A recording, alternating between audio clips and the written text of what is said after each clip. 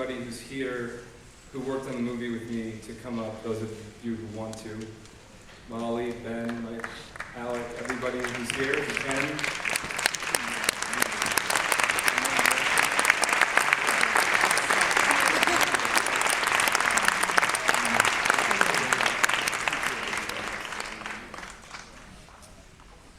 As they come up, maybe I can take a first question.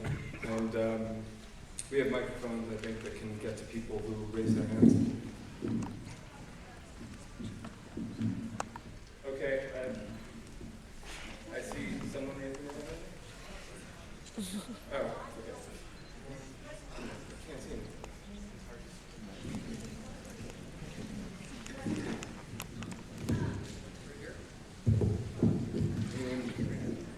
Okay. Yeah, I thoroughly enjoyed this film, and my question to you, you really seem to capture the angst of growing up. And my question is, did you experience any similarities in your teenage years? Because you don't look like a teenager, so. Yes, I experienced, I definitely experienced a lot of these emotions that George goes through, and the script was born out of me remembering that period of my life, high school years, and I was looking to write a movie that was personal, that was sort of intimate, that kind of captured themes like figuring out one's own life and searching for oneself and first experiences of falling in love and sort of coming up against things that you don't know how to do and that you've never done before and that you perhaps don't believe you can do. So a lot of these things, I mean, I had analogous experiences or at different parts of my life, but they all sort of came into this story as I was writing it. I see a question there.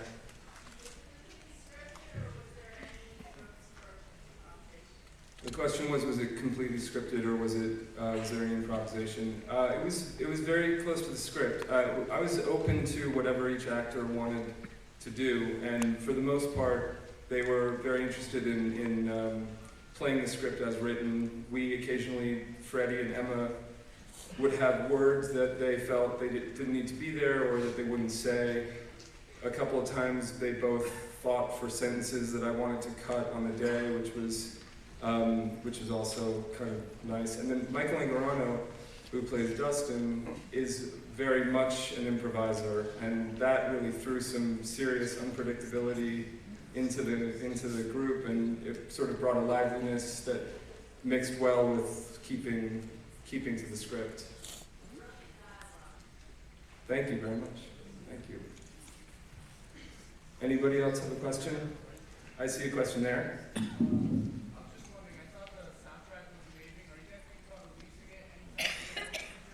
The question was, are we thinking about releasing a soundtrack? And I think it's too early to have any discussion like that at all, except that I know that we all like to. I'm really proud of the soundtrack. I'm really proud of the songs that managed to make it in there. I'm extremely proud of the score, which was composed by Alec Pirro, who is standing right there.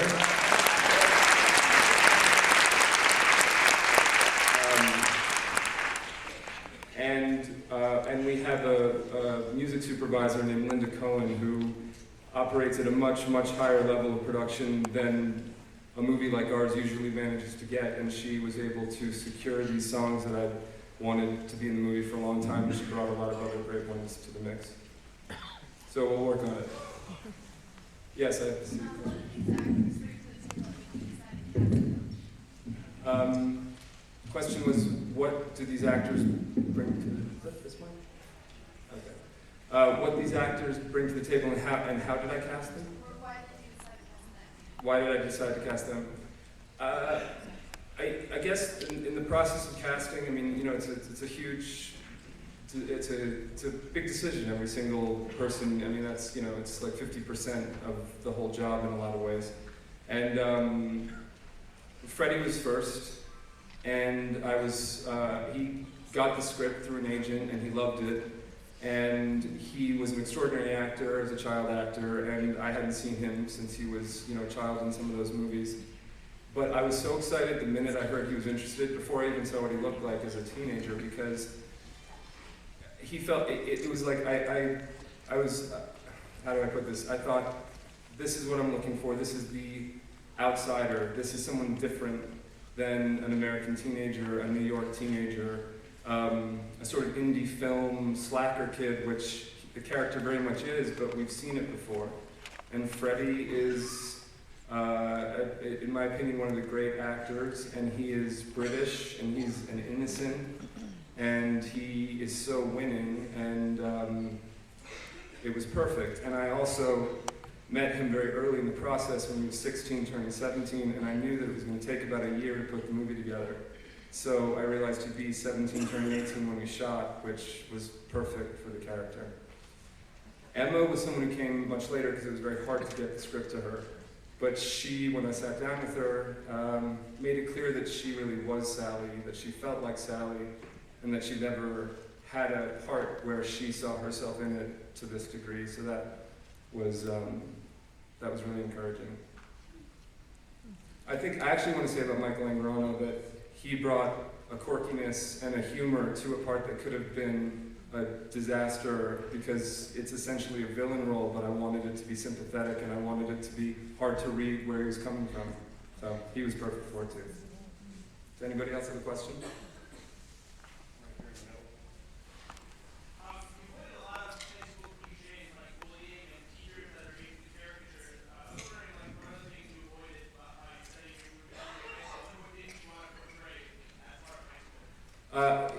The question was, I avoided a lot of cliches like bullying, and was that what I set out to do, essentially? Is that the question? Right. Yeah, I wanted to, that was a big one, the bullying thing, really the ostracizing of an outsider. I wanted to show that, here you have popular kids and here you have an outsider, and we've seen that in a million movies, and I wanted them to accept him immediately and no big deal. It happens that way just as often as it happens the other way. So I'd seen that a lot less. But in general, I think that I wanted to sort of show the sophistication of New York City kids without drawing attention to it.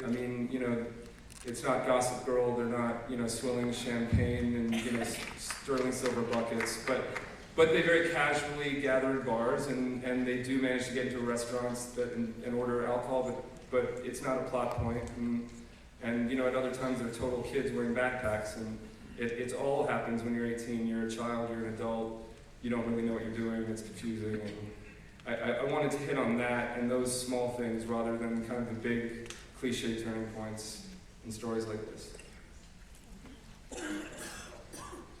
I see that, yes, in the balcony. Yeah, this is a really complicated film, obviously really complex. What I'm interested in is all the love relationships in this film are alienated and destructive. You've got the marital rift that occurs, and then the other mom, as her husband's left her. So in the face of all this, and recognizing that there's a massive divorce rate in the United States, where do you think that George finds the source of his hope that it'll be different for him? Where does George find the source of what? The source of his hope. There's no examples in the film of marital, bliss as a possibility. So where does his hope come from, do you think?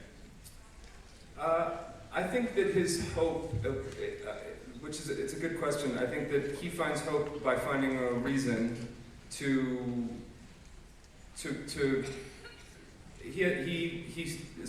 he finds that his mother's in trouble. Just to get down to the actual narrative, and he has been going through life feeling like he doesn't quite understand why he should do anything, what the possible outcome is, what there is to hope for. And then when he realizes that someone he's incredibly close to, who he's become disconnected from, is in trouble, his mother, he needs to suddenly step up. And that's really as simple as it is, and that then leads through the rest of the domino effect of, graduating high school, making sure his mother isn't worried about another extra year of tuition on top of everything else. And that starts to kind of, lead to managing to speak honestly to a girl for the first time, which was not even something that he could do for the course of the movie. So I think, really it's about reconnecting with his own family and finding it inside, basically. Yes, I see the hand there. Yes, cinematography sound. Thank you for asking about this. Cinematography. The director of photography is Ben Cutchins, and he is standing right there with the hat on.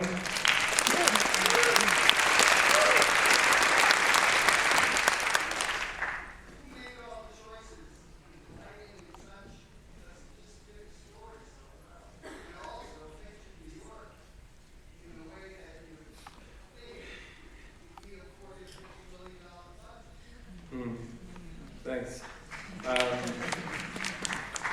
Well, I lucked out in that I got to shoot it in New York at all, and I knew we were shooting with very limited resources. And as soon as we knew that, I looked around for someone who knew New York, who was exceptionally talented, and who had made a movie like this before and had done extraordinary things with it. And Ben had just shot Holy Rollers, which is an amazing-looking movie also. His first film when he was quite young, as far as I know, his first film was Bomb System, which was made on less than a shoestring. I mean, it was made on a piece of a shoestring, and it's really, really impressive. So I met with him, and we, I had spent a couple years thinking about this movie, so I had a whole bunch of ideas about how it should look and what should happen, but I'm not a technician, and I hadn't done this before, and Ben had done it many times, and we sat down for over the course of 6 weeks and just talked and talked and talked, and in a way he absorbed every thought I ever had about the movie and brought his own ideas to it, and they gelled. But I think we wanted to capture a New York that in its own way hadn't been seen, like a sort of a timeless, older New York that really is there on the far Upper East and Upper West Sides, that isn't picture postcard and has the age and the timelessness that New York really still does have. But it's very exciting for me when I see certain shots that are exactly the very thing that Ben and I discussed over coffee, when we met, we had only known each other for 2 days. It's still gratifying to see it. Does anyone else? Should we do one more question? Does anybody have one more question? Yes.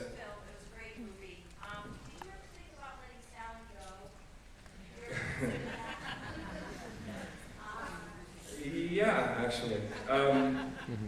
So the question is, did I ever think about letting Sally go? And it's funny, I'm really thrilled with my ending in that we get, I think, both her leaving and her coming back, the loss and the replacement of her loss with something else for him to do in life, his art, his inspiration, a belief in himself. The original genesis of the idea was Sally leaving and not coming back, and George feeling like he had arrived nonetheless because he had felt that she loved him for a moment. But I think, as someone pointed out to me very early in the development process, and it was an amazing point, if you really want to identify with George and see George in yourself and yourself in George, you really want her to come back. And how can you do that, basically, to the people that you're sharing George with? And it was something that I just couldn't deny. Anyway, thank you guys so much.